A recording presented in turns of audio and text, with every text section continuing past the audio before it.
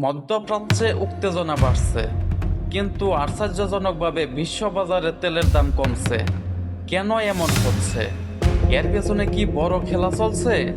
বিস্তারিত জানুন আজকের ভিডিওতে।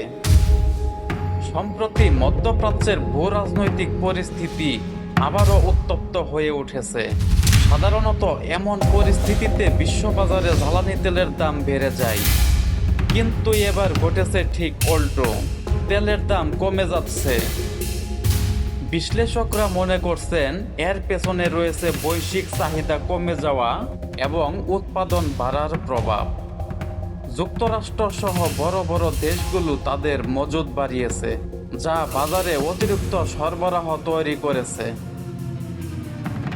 এছাড়া চীন ও ইউরোপের অর্থনৈতিক ধীরগতিও তেলের চাহিদা কমিয়ে দিয়েছে, যার ফলে মধ্যপ্রাচ্যের উত্তেজনা থাকলেও বাজারে আতঙ্ক তেমন প্রভাব ফেলতে পারেনি।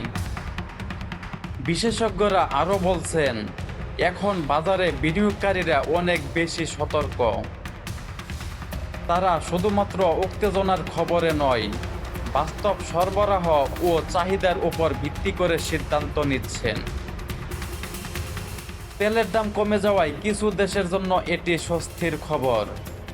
বিশেষ করে আমদানি নির্ভর দেশগুলোর জন্য জ্বালানি খরচ কমার সম্ভাবনা তৈরি হয়েছে। তবে তেল রপ্তানিকারক দেশগুলোর জন্য এটি হতে পারে উদ্বেগের কারণ তাদের আয় কমে যেতে পারে। বিশ্লেষকেরা সতর্ক করে বলেছেন, পরিস্থিতি যে কোনো সময় বদলে যেতে পারে। যদি উত্তেজনা আরও বেড়ে যায় এবং সরবরাহে সরাসরি প্রভাব পড়ে, তাহলে তেলের দাম আবারও হঠাৎ বেড়ে যেতে পারে। তেলের এই দোলাচল বিশ্ব অর্থনীতিতে বড় প্রভাব ফেলতে পারে। আপনি কি মনে করেন, দাম কি আরও কমবে নাকি আবার বাড়বে? কমেন্টে জানান আপনার মতামত।